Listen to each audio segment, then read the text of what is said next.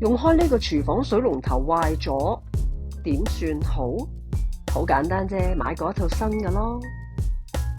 揀咗呢套新嘅廚房拉下式水龍頭返嚟，原價200幾，撞正減價200蚊有找。開箱睇下有幾正先，入面當然有安裝說明書，一套不鏽鋼水龍頭主體、裝飾用嘅冚同埋配件等等。今日我膽粗粗扮水喉師傅，大家睇下我呢個冇牌嘅水喉師傅究竟似唔似樣？大家學識點樣自己換水龍頭，就唔使下下揾個 plumber 上嚟幫你裝。你知啦，加拿大人工貴，叫佢哋上門最低消費閒閒地一嚿水冇走雞啊！安裝工具只需要2樣，螺絲批、活動扳手，即係俗稱士巴拿。相信大家屋企都會有呢2件工具。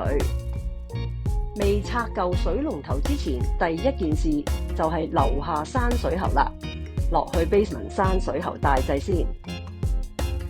閂咗水源之後，就上返去廚房星盤下面拆甩呢一條供水水喉。供水喉有2條，一條凍水，另一條係熱水。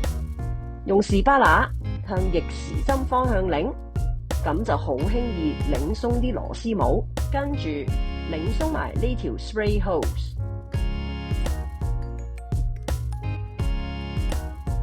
呢個銅環係用嚟鎖實水龍頭同星盤之間個接口嘅。首先要拆走呢2粒螺絲。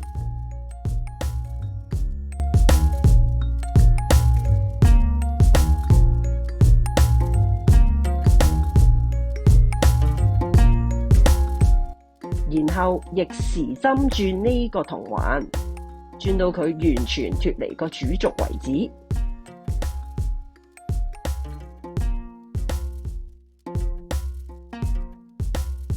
咁整座水龍頭就可以拉出嚟㗎啦。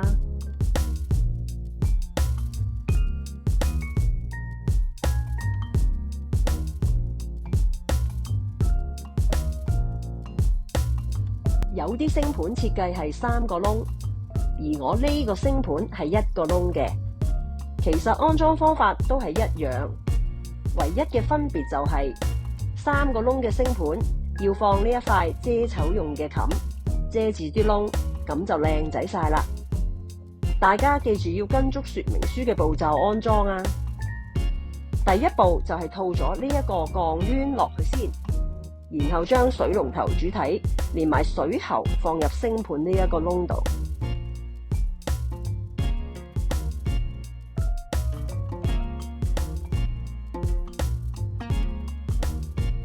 放呢塊墊片 gasket， 再套上銅環，以順時針方向將銅環沿住螺絲牙一直擰到佢鎖實為止，即係令到水龍頭固定唔喐為止。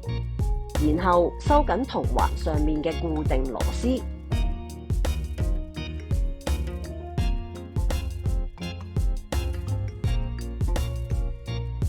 而家要駁水喉啦。呢條係凍水喉，有 label 寫明係凍水，冇 label 嗰條就係熱水。首先用水喉膠包幾層，包勻啲螺絲牙。水喉膠嘅作用係防止漏水。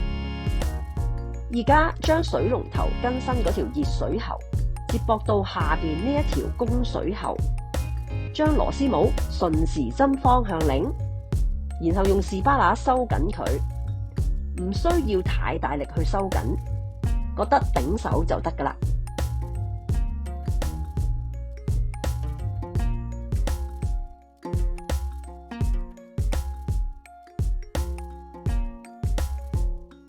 駁完熱水喉，就用同一個方法接駁埋條凍水喉。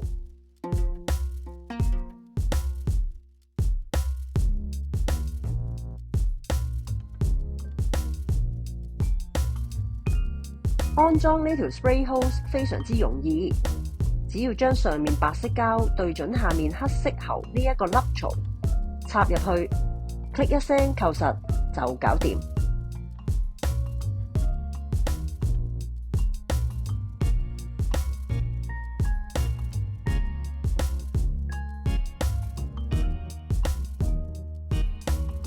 呢個類似圓球嘅物體，我叫佢做千斤墜。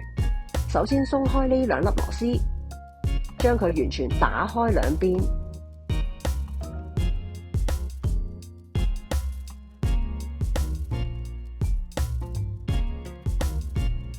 將呢個千斤墜放落去嗰條 spray hose 度，收緊呢兩粒螺絲。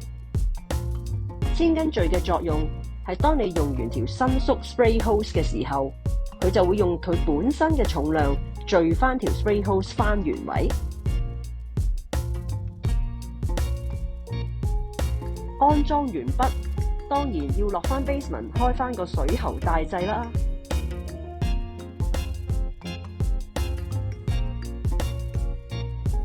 然後開翻晒呢兩個冷熱水獨立掣。一路開掣，一路摸下水喉嘅接駁位有冇滲水或者漏水嘅情況。通常包咗水喉膠，螺絲帽又鎖得夠緊嘅話呢，都唔會出現漏水嘅。好啦，大功告成，開下個新水龍頭先。哇，啲水力好正，試下拉埋條 spray hose 出嚟。